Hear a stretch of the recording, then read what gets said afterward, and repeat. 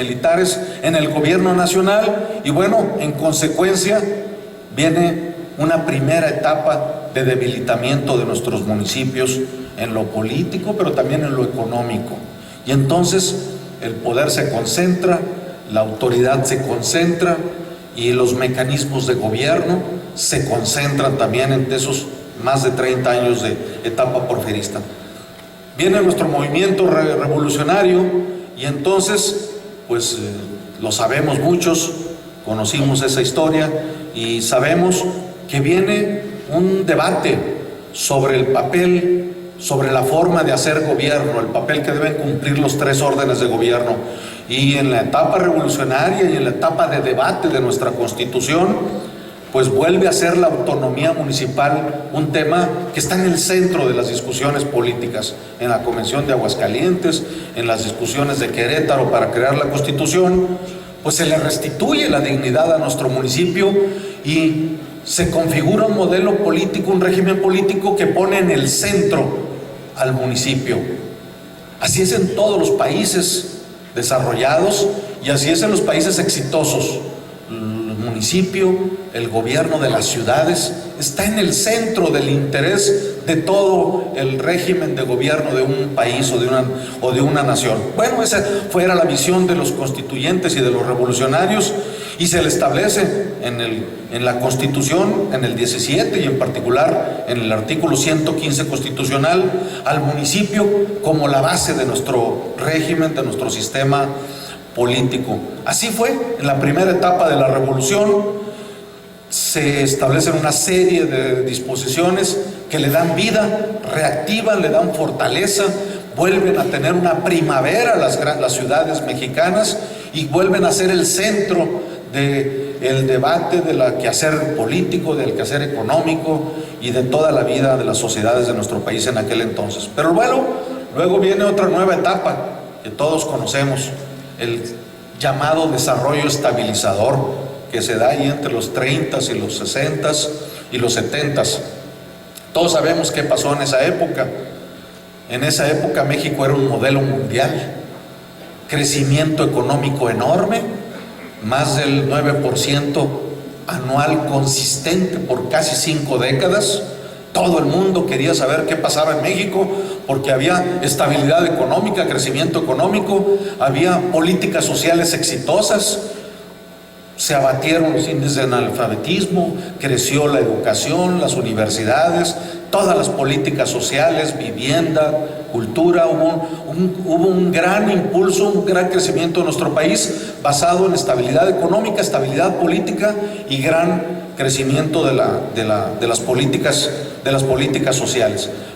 Eso fue muy bueno para el país, pero fue muy malo para los municipios, porque otra vez hubo un proceso de recentralización, donde, por ejemplo, se cancela la reelección de los alcaldes y de los gobiernos municipales, por ejemplo, se les retiran responsabilidades fiscales, se crea un sistema nacional de coordinación fiscal y entonces los impuestos que pagan los mexicanos, en lugar de quedarse preferentemente en las ciudades, como era antes, se concentran. La federación asume las responsabilidades tributarias, cobra impuestos y pues el que parte y reparte, ya sabemos lo que empezó a pasar en nuestro país. Debilitamiento de los gobiernos municipales, concentración de los recursos y concentración de las competencias. Bueno, para el país, sin duda, el desarrollo estabilizador. Venía Charles de Gaulle y los franceses y los europeos, qué bien lo está haciendo México, cómo imitamos ese modelo, pero como todo modelo de desarrollo de un país, tiene sus virtudes y tiene sus debilidades, y una de las debilidades fue que volvió a debilitar al municipio. Y entonces viene una etapa posterior a esa, cuando ese modelo se empieza a agotar, todos lo sabemos, en los 70s y en los 80s, pues viene para el municipio dos momentos cruciales, el año 83, el año 99 en particular, el año 97 también. ¿Qué sucede en esos tres momentos? Pues en el 83, a iniciativa de Miguel de la Madrid, se le restablecen claras responsabilidades a los municipios. Antes de eso, no estaba claro qué le tocaba hacer a los municipios. Todas las responsabilidades de gobierno se las llevaron los gobiernos estatales y la federación, y no estaba claro qué le tocaba al municipio. Era un régimen muy vertical, donde el presidente impulsaba a los gobernadores impulsaban a los alcaldes, y entonces pues se coordinaban entre ellos. Además, con un partido político fuerte, había un gran acuerdo político, pero eso debilitó a los municipios. Entonces en el 83 se le asignan responsabilidades específicas a los municipios. En el 115 constitucional, una reforma constitucional que impulsó Miguel de la Madrid, se crea una institución nacional, el CEDEMUN, que promueve el desarrollo de los municipios. En el 97 Zedillo impulsa la creación de un conjunto de fondos, de ramos en el presupuesto, donde por primera vez se le asignan del presupuesto nacional, de los impuestos de los mexicanos, recursos a los municipios en bolsas y en fondos específicos. El ramo 33, una serie de fondos para los municipios se crean en el año 97.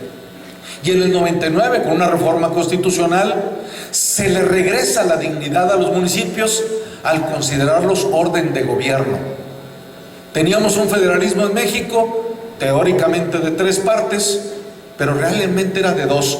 Se le regresa en el 99 la dignidad, y hoy los municipios tenemos una dignidad constitucional exactamente igual a los otros 2 órdenes de gobierno. Eso falta traducirlo en otras cosas, pero la dignidad constitucional y política es exactamente la misma. Esto con motivo de estas reformas. Paso a la siguiente lámina. Con esos antecedentes, ¿qué pasa con los municipios? ¿Cuál es la circunstancia en la que se encuentran los municipios? Primero, tenemos un federalismo constitucional, sí, de 3 partes, les decía, pero que la realidad es muy fuerte para 2 de esas partes, la federación y los estados, y muy débil para los municipios.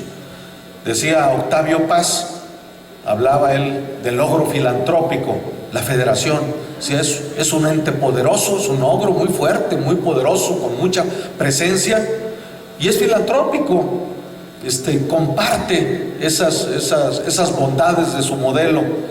Luego tenemos los gobiernos estatales, todos sabemos, 31 estados y la Ciudad de México, que ahora es una entidad federativa, y los municipios, 2.446 y 16 delegaciones, que justamente en estos meses están mutando las delegaciones de la Ciudad de México para convertirse en alcaldías. ¿Qué pasa con esos 3 órdenes de gobierno? Pues un gran centralismo político, un gran centralismo competencial, es decir, las competencias, las responsabilidades que nos tocan a los 3 órdenes de gobierno están muy centralizadas. Las tienen muchas de ellas el gobierno federal, algunas los gobiernos de los estados, y pocas los municipios. Hay en consecuencia una arquitectura de nuestro federalismo que a juicio nuestro es imperfecta, que tenemos que modificarla, y luego ese federalismo imperfecto se refleja en que no hay compatibilidad entre los recursos y las competencias. ¿Qué pasa en todo el mundo? Pues al alcalde le toca arreglar los baches, pues debe haber una bolsa de recursos para que cumpla esa responsabilidad. ¿Qué pasa en México? Los municipios tenemos un conjunto de responsabilidades o competencias y no siempre están acompañadas de los recursos.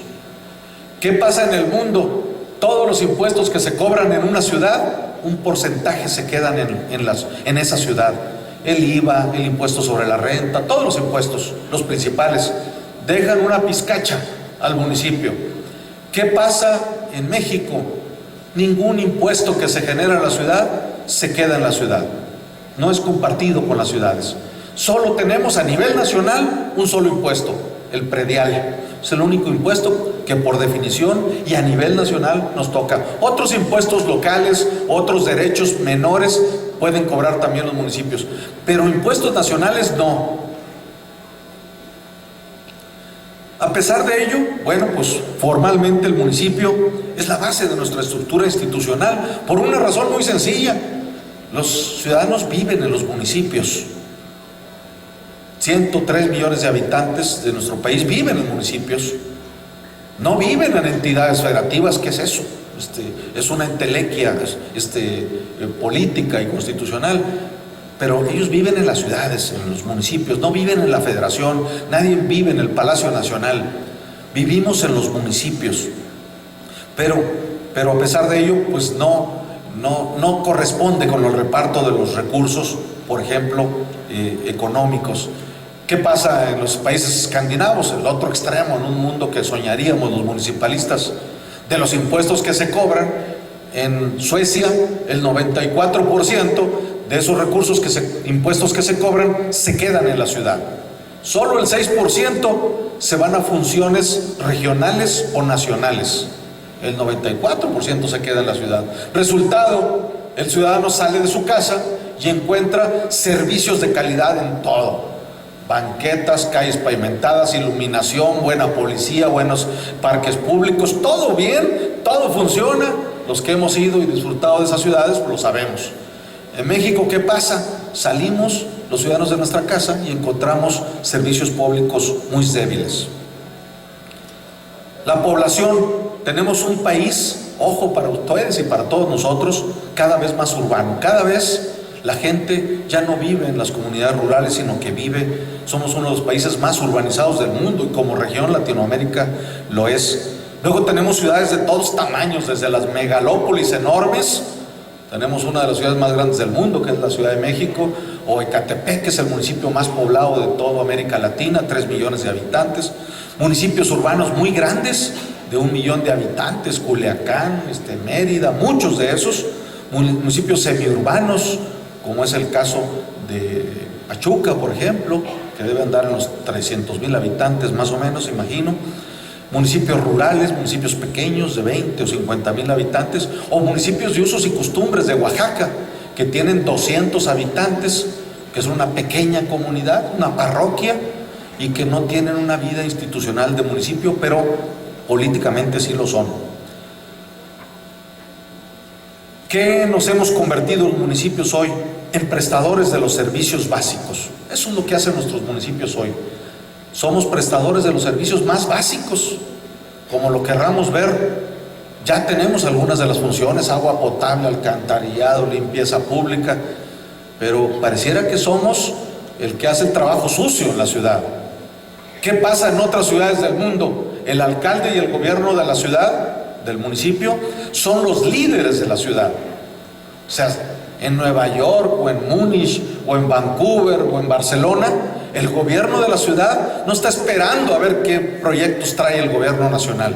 Ese líder tiene en su control los grandes proyectos de la ciudad, tiene en su control la infraestructura. En Miami, el alcalde es el dueño del puerto, que es un gran puerto a nivel mundial. Tiene bajo su control el aeropuerto, que es una instalación gigantesca e importantísima. Así como eso, muchos otros instrumentos que le permiten al alcalde decir hacia dónde quiere llevar el desarrollo de la ciudad. Y lo hacen en forma muy efectiva, pero tienen los recursos, las competencias y los instrumentos. En México no pasa así. Ustedes, los alcaldes y los cabildos, no tienen todos los instrumentos, no los van a tener. Entonces tenemos que reconocer eso, para eso son estas charlas, y tenemos que actuar en consecuencia para saber qué sí tenemos y qué podemos hacer realistamente para nuestra ciudad. Siguiente lámina: marco jurídico. ¿Cuál es el marco de actuación en el que nos vamos, en el que se van ustedes a desempeñar? Primero, pues lo que ya sabemos, nuestra máxima disposición jurídica, que es la Constitución. Ahí en el 115 están establecidos los grandes criterios generales en los que funciona el municipio. En respeto a nuestro federalismo, hay un segundo nivel, que son la legislación de los estados, el respeto a la autonomía de las entidades federativas, y las constituciones locales, en consecuencia, pues regulan el modelo político y la gobernabilidad de los municipios y de los ayuntamientos. Se establecen ahí las bases tributarias, la fiscalización, qué impuestos, qué tasas de impuestos pueden cobrar de predial, por ejemplo, qué derechos pueden cobrar cada municipio y con qué tasas. Ahí se crean en los estados las leyes orgánicas que definen claramente las competencias y la conformación de los ayuntamientos. Tercer nivel, el nivel legislativo municipal, nuestros reglamentos son establecidos por los cabildos, ustedes los aprueban, ustedes los discuten, y esos pues regulan la prestación de esos servicios públicos de los que hablamos. Hoy tenemos un gran problema, no tengo el diagnóstico claro de Hidalgo, pero a nivel nacional urge una actualización, una reforma profunda de nuestros reglamentos municipales. Los cabildos, pues desde luego están regulados por esta normatividad, y algo que pareciera muy normal para los mexicanos, nuestros cabildos son electos por el voto directo y integrados en forma proporcional a la representatividad política que los ciudadanos quisieron expresar con sus votos. Esto parece muy normal, pero no es así en todos lados, ni ha sido siempre así. En España, hasta hace poco, en la época de Franco, pues los alcaldes eran designados por el caudillo, no había elecciones de alcaldes, ¿no? O en España actualmente, desde luego ha evolucionado eso mucho, pero no se elige al alcalde que tiene más votos, como ustedes lo saben, se elige a la agrupación de partidos que se juntan y tienen mayoría de votos juntos, y tal vez el que ganó la mayoría, se juntan 2 o 3 partidos y hacen mayoría, y entonces no gobierna necesariamente el alcalde que tuvo más votos, solo que tenga mayoría absoluta. Pero si no tiene la mayoría absoluta, pues es uno de los concejales, y los concejales tienen una gran fuerza, una gran representatividad, o sea, los regidores y los síndicos. Tenemos nosotros gobiernos establecidos por esta normatividad de 3 años, una cosa que hasta hace poco era terrible en nuestro país. Solo México y Haití, hasta hace 1 año y meses, teníamos gobiernos de 3 años sin posibilidad de reelección. Terrible, en 3 años no se puede hacer casi nada, ¿no? Hasta ahí la broma es el primer año conociendo, el segundo año gobernando, y el tercero entregando cuentas para entregarle al siguiente. O sea, gobiernos de 1 año, año y medio en la vida real, sin posibilidad de reelección, o sea, sin posibilidad de profesionalizar alcaldes. Las ciudades más exitosas del mundo, para donde volteemos y las cualquiera de ustedes conozca, que les haya gustado, cualquier ciudad que hayan dicho qué bien está esta ciudad, ha tenido alcaldes de 8 o 12 años cuando menos. Es indispensable tener un gobierno que desarrolla, que madura y que ejecuta proyectos en forma exitosa. Una amiga alcaldesa que tenía 30 años gobernando una ciudad de España me dice: ya me quiero ir, ya soy abuela, quiero dedicarme a mis nietos, pero la gente no me deja. Tan exitosa que la gente no quería que se fuera. Entonces, eso pasa con los gobiernos exitosos. En México, imposible. Gobiernos en algunos estados actuales, 2 años, o 3 años, o 4, como pasó reciente, 4 y pico, como pasó en los alcaldes que terminan ahora en Hidalgo. En fin, este modelo es el modelo mexicano que establece nuestro marco jurídico. Nuestros cabildos son asambleas representativas, son cuerpos deliberantes. En Argentina así se llama, el Consejo Deliberante, pues se dedica a deliberar sobre los asuntos de la ciudad. Es un órgano legislativo, debería serlo. Es una instancia de control, como ya se ha explicado acá. Debemos controlar las posibles distorsiones de nuestra vida comunitaria en nuestras ciudades, en nuestros municipios. Y están integrados sabemos todos, por un presidente municipal, con un grupo de regidores y un grupo de síndicos. En México no se reconocen las autoridades intermedias. Tenemos 3 órdenes de gobierno y no hay niveles intermedios. Lo que sí hay es algunas estrategias de asociacionismo de las ciudades. Los gobiernos municipales, ojo, sí pueden asociarse. Los gobiernos estatales no, está prohibido por la Constitución. En alguna época de nuestra historia sabemos que algunos gobernadores se andaban asociando para independizarse o para juntarse con los del norte o los del sur. Entonces se prohibió en la Constitución que se asociaran. La CONAGO no existe, búsquenle por ahí, van a ver que la CONAGO no existe por ley. Los municipios sí podemos asociarnos, y es una forma también de hacer gobierno, asociarse en zonas metropolitanas, en zonas conurbadas, en proyectos por redes, una planta de tratamiento de agua donde varios municipios se pueden beneficiar y juntos la impulsan y juntos la gestionan, por ejemplo. Nuestros reglamentos municipales pues son sancionados por los cabildos, regulan la vida del gobierno y la vida de los servicios municipales. Respecto a este tema del marco jurídico, les decía y reitero, México requiere una reforma integral de nuestro marco jurídico. Un exalcalde de Barcelona, que hoy es líder mundial de las ciudades, es el director de ONU Hábitat de Naciones Unidas, dice: en México se requiere una reforma completa del marco jurídico y del marco normativo de las ciudades. Eso hicieron los españoles con el Pacto de la Moncloa, cuando pasaron de la dictadura a la democracia. Hicieron una reforma completa, sacudieron su pirámide, su estructura legislativa, no solo la Constitución, no solo las leyes nacionales, las leyes locales, las leyes específicas de desarrollo urbano, de salud, de vivienda. Hicieron una reforma integral. Eso es lo que requiere hoy México. Tenemos un marco normativo muy débil en el cual ustedes se van a mover, y por eso es importante tenerlo ahí presente. Cuarto tema: ¿cómo se integran los ayuntamientos y los cabildos? A lo mejor digo lugares comunes, pero me pidieron que hablara de estos temas. Un presidente municipal que representa, tiene la representatividad del municipio, de la ciudad y del ayuntamiento. Un grupo que puede ser de 1 o 2, en otros estados hay de 3 síndicos y de regidores. Ese es el cabildo, que se integra por el presidente, los síndicos y los regidores, y el número pues lo determina la legislación específica. En eso no voy a hablar yo, ustedes la conocen mejor que yo. Y es un órgano colegiado, ¿verdad? Como sabemos, una asamblea colegiada que es encabezada por el presidente.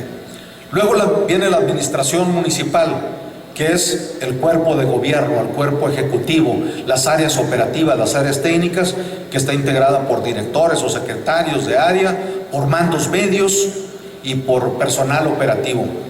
Ahí tenemos todo el conjunto de las 3 órdenes, de los 3 niveles de responsabilidad que existen en una ciudad. Nuestros cabildos en México, desde luego, son electos por votación popular directa y en planilla, con la excepción de Nayarit y Chihuahua. En todo el país es así, por una planilla. Es un tema que hoy está a debate en nuestro país. Estamos discutiendo los mexicanos si esa es la mejor forma de hacerlo. Acabo de estar en Panamá y me atendió un concejal, un regidor, y me dice: tengo 30 años de regidor.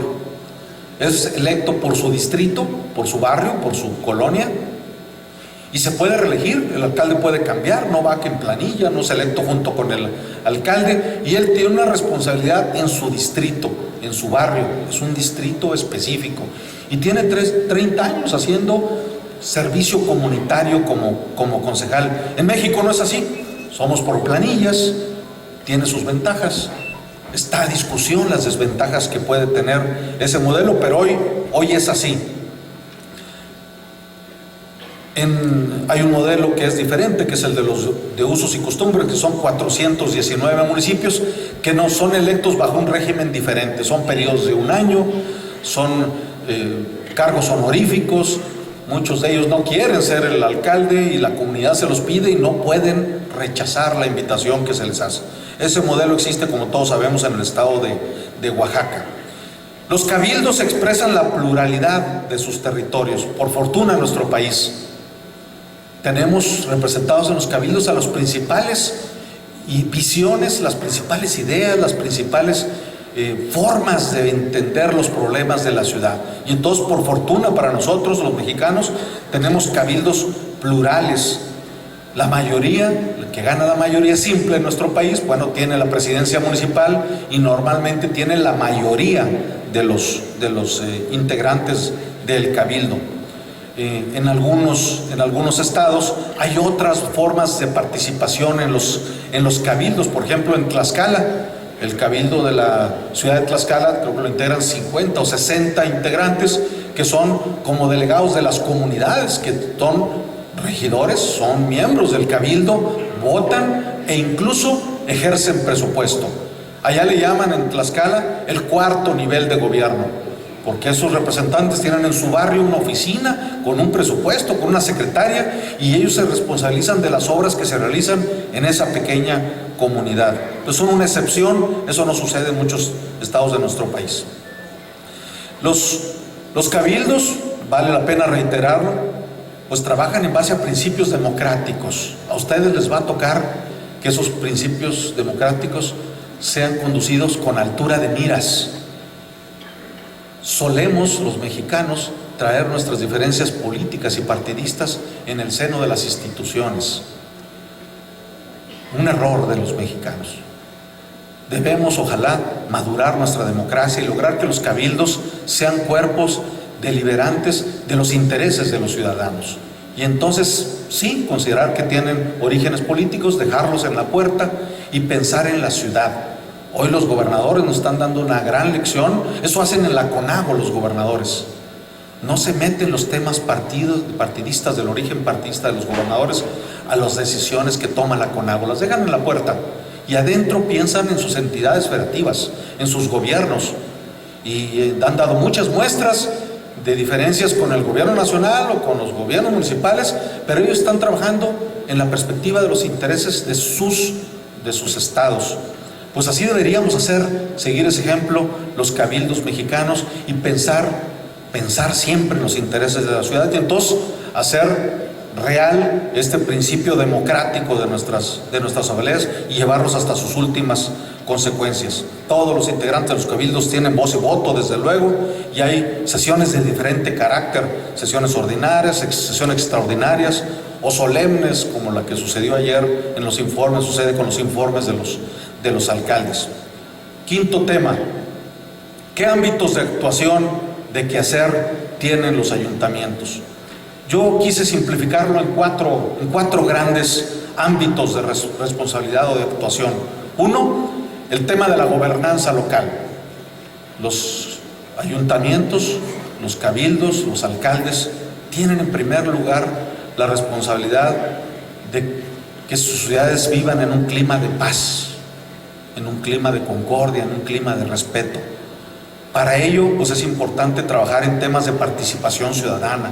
¿Cómo hacer que los ciudadanos se expresen por canales institucionales con sentido de responsabilidad y que no veamos escenarios como vemos en algunos países o en algunas ciudades, pues incendiando vehículos, quemando oficinas, rompiendo cristales?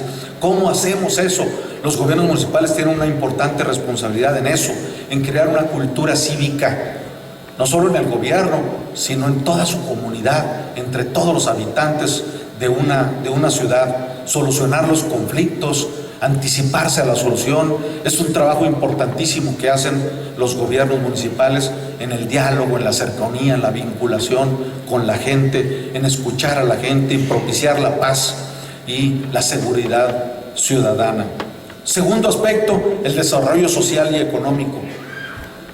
En CONAM y en FENAM tenemos la tesis de que la vocación principal de los municipios debería ser lo social, clarificando competencias, esas que yo decía antes que no están claras en nuestro país. Los municipios deberían tener una vocación social. Hoy no es así. El gobierno nacional, las entidades federales vienen a nuestras ciudades y hacen política social en nuestros barrios, en nuestras manzanas. El alcalde y el gobierno municipal conoce cara por cara, banqueta por banqueta, barrio por barrio, vecindad por vecindad, ejido por ejido, a las gentes y sus necesidades. Esa debería ser la vocación de los municipios. Entonces pensamos que ahí hay un área de responsabilidad fundamental. El desarrollo social, toda la política social, vivienda, salud, educación. En Chile así es. Los municipios son 100% responsables de la política social. 100%. Los alcaldes chilenos tienen responsabilidades en educación, en salud, en vivienda. En México no. Voy más rápido porque ya el tiempo apremia. El tercer ámbito, la prestación de servicios públicos. Esa es la responsabilidad principal. ¿Cómo hacemos para que los servicios que por ley tenemos bajo nuestra responsabilidad se realicen en forma adecuada? Y cuarto, el desarrollo urbano, importantísimo. Hoy nuestras ciudades están creciendo en forma desordenada. Necesitamos un proceso de planeación con visión de largo plazo, de ordenamiento y de mejoramiento de los espacios urbanos y de la infraestructura urbana. Siguiente punto, las principales funciones de un presidente municipal. Voy a ser ya muy breve en estos puntos. 5. principales. Las funciones ejecutivas, al llevar la responsabilidad de la administración municipal y la ejecución de las disposiciones y normas que regulan el funcionamiento de los municipios. Segundo, gobierno, preside el cabildo, rinde informes, ejecuta acuerdos y gobierna la ciudad. Tercero, coordinación interinstitucional. Esto es muy importante y a veces no lo hacemos adecuadamente. Un alcalde debe tener la responsabilidad de coordinarse adecuadamente con el orden de gobierno federal, estatal y con todos los demás actores que pueden coadyuvar en un mejor gobierno de la ciudad. Un gobierno municipal solo, ya les adelanto, no va a ser exitoso. Tiene que desarrollar esta capacidad de vinculación y coordinación. Cuarto, es también autoridad auxiliar en algunos temas. Quinto, en mi perspectiva debería ser lo principal. Y hoy no es así en México. El gobierno municipal y el alcalde deben ser los líderes de la ciudad. En el sentido pleno de ese concepto, debe tener claro hacia dónde debe ir la ciudad, qué son los proyectos prioritarios, cómo resolver las problemáticas principales de la ciudad y estar concertando acuerdos para que eso se haga realidad y entonces ser el líder de las ciudades. Séptimo tema, las principales funciones de síndicos y regidores. Las atribuciones legales de síndicos, ya se ha mencionado algo acá, no voy a abundar en eso, pues es la procuración y defensa de los derechos, ahí están en la lámina, el control interno, la fiscalización, la representación jurídica del ayuntamiento, coordinar la comisión de Hacienda y vigilar el ejercicio del gasto y el presupuesto y supervisar el cumplimiento de leyes, planes y programas, es decir, ser un observador, representar a los ciudadanos, como ya se dijo también acá, en la conducción adecuada del gobierno de una ciudad.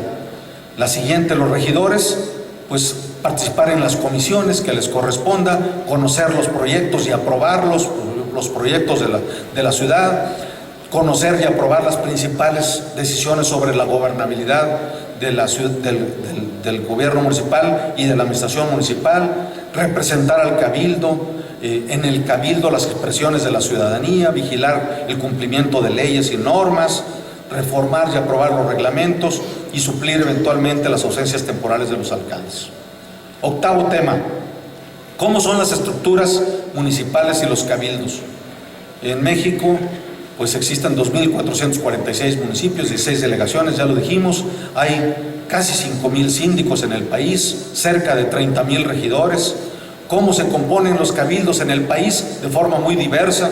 Ecatepec, que es el municipio más poblado, tiene 3 síndicos y 19 regidores. Todo ello más el alcalde, pues son 23 ediles, con 3 millones de habitantes. Un municipio pequeño de Sonora, por ejemplo, tiene un síndico y 5 regidores. Los salarios, hay una gran estratificación de salarios. Queremos establecer una política nacional o por estados donde se identifique cuánto debe ganar un integrante de un cabildo y que no haya, como sucede en el país, algunas distorsiones enormes. Llegó a haber a los presidentes municipales que tenían un salario mayor al presidente municipal. ¿Cuáles son algunos de los retos del funcionamiento actual de los cabildos? 1, mejorar la coordinación entre los alcaldes y los regidores. Suele haber diferencias de enfoque y de visión, incluso de conflicto. Delicadísimo. Invitamos a que los cabildos sean cuerpos de debate, pero con espíritu constructivo y que evitemos los problemas de coordinación internos.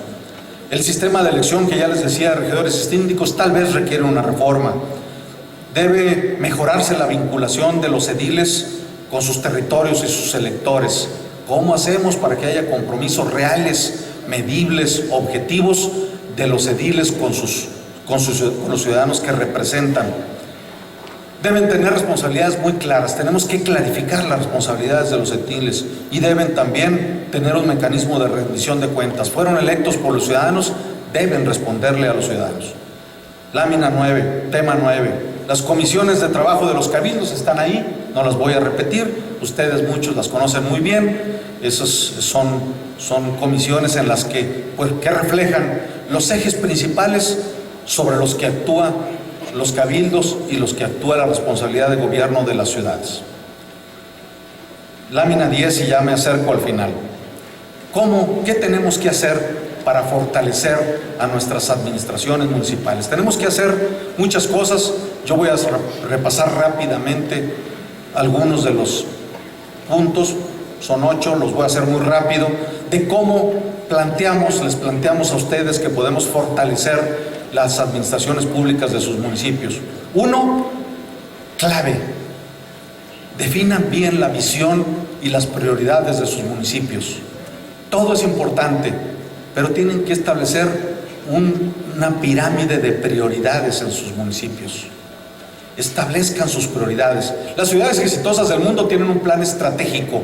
¿Qué es eso? Es el reflejo de sus prioridades para un año, para 5 y para 25. Indispensable pensar en nuestras ciudades. Ustedes van a vivir siempre en ellas, eso espero, los que no sean gobernadores o presidentes de la República, van a vivir en ellas siempre. Tienen que pensar en 25 años y entonces lo que hagamos hoy, mañana y dentro de 2 años tiene que estar conectado con el futuro de la ciudad. Tienen que establecer un equipo de trabajo profesional. Los amigos, los compadrazgos han debilitado mucho al municipio. Hay un proceso de profesionalización que es indispensable que ustedes sigan. Tenemos que establecer una administración municipal que se profesionalice, que privilegie la continuidad de la experiencia de quienes califican, sus antecedentes, sus conocimientos sobre los temas. Tenemos que promover la certificación de los funcionarios municipales, los tesoreros, los contralores. Algunas de las funciones claves no pueden ser improvisados.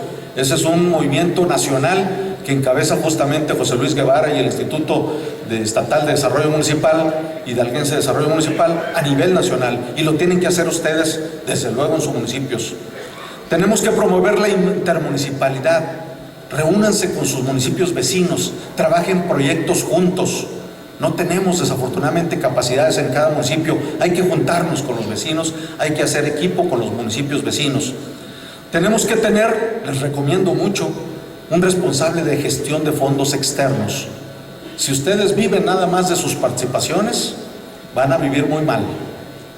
Es indispensable ir a gestionar recursos federales, internacionales, privados. Hay muchas oportunidades, pero hay que hacerlo en forma profesional. De esto tendremos que hacer pronto un seminario y platicar a detalle de este tema. Tenemos que traer asesores especializados para que nos ayuden a empujar nuestros proyectos más importantes. Tenemos que juntarnos con los que saben para los proyectos complicados. Tenemos que relacionarnos incluso con la cooperación internacional. Termino esa parte. Paso a terminar el último punto. En la CONAM, en la FENAM, estamos impulsando una reforma de Estado municipalista. Tenemos que reformar de fondo. Si no hacemos una reforma de fondo, ustedes, ya les aseguro, podrán ser exitosos, pero muy exitosos no. La tienen muy difícil. México requiere esa reforma, una reforma para renovar nuestro federalismo. En eso estamos dialogando. La semana pasada muchos de ustedes estuvieron en un par de encuentros que tuvimos con 3 secretarios de Estado. El gobierno del presidente Peña es un gobierno municipalista. La semana pasada se sentaron con nosotros, con ustedes, secretarios de Estado, directores de organismos, legisladores. Traemos un diálogo de alto nivel para esto, para reformar nuestro federalismo. Tenemos que resolver retos de corto plazo, pero con visión de futuro. Identifiquen sus conflictos o sus prioridades o sus problemáticas importantes, pero háganla con visión de largo plazo. Tenemos que implementar políticas públicas nacionales y lo estamos haciendo con Cedesol en la política social, en Semarnap en los temas medioambientales. Tenemos que impulsar una reforma de nuestra Constitución. Tenemos que ampliar los mecanismos de democracia local. Tenemos que hacer participar a la gente en las tareas del gobierno, en el desarrollo de los proyectos, que hagan suyas la gente sus iniciativas. Tenemos que promover cosas de corto plazo. Les digo rapidito 5 que están allí. Tenemos que ordenar el espacio público, que esas gentes de Telmex que hoy no nos pagan el uso de la vía pública, que nos tiran cables horribles en nuestro espacio público y que nos afean el paisaje urbano y que no pagan derechos como lo hacen en todo el mundo las empresas telefónicas, de televisión por cable. Tenemos que resolver esos temas obvios, mejorar el paisaje y el ambiente de nuestras ciudades, tarea que nos toca a nosotros, pero lo tenemos que obligar a que paguen sus obligaciones tributarias. Tenemos que eliminar las excepciones del predial. Medio mundo no nos paga el predial. Los aeropuertos, las iglesias, los puentes, muchas instalaciones, las delegaciones federales. Todo el mundo nos tiene que pagar el predial para que tengamos algún ingreso más digno. Tenemos que regularizar, por ejemplo, el DAP para que tengamos una fuente de ingreso y no nos toque a nosotros pagar la energía eléctrica. Tenemos que resolver los adeudos que tenemos con CFE y con muchos organismos federales que son históricos, que son anacrónicos, y que haya reciprocidad. Nos exige la CFE el pago de la energía eléctrica, pero no nos paga él el predial de sus terminales termoeléctricas. O sea, reciprocidad, nosotros pagamos y ellos nos pagan a nosotros. Tenemos que otorgar a los cabildos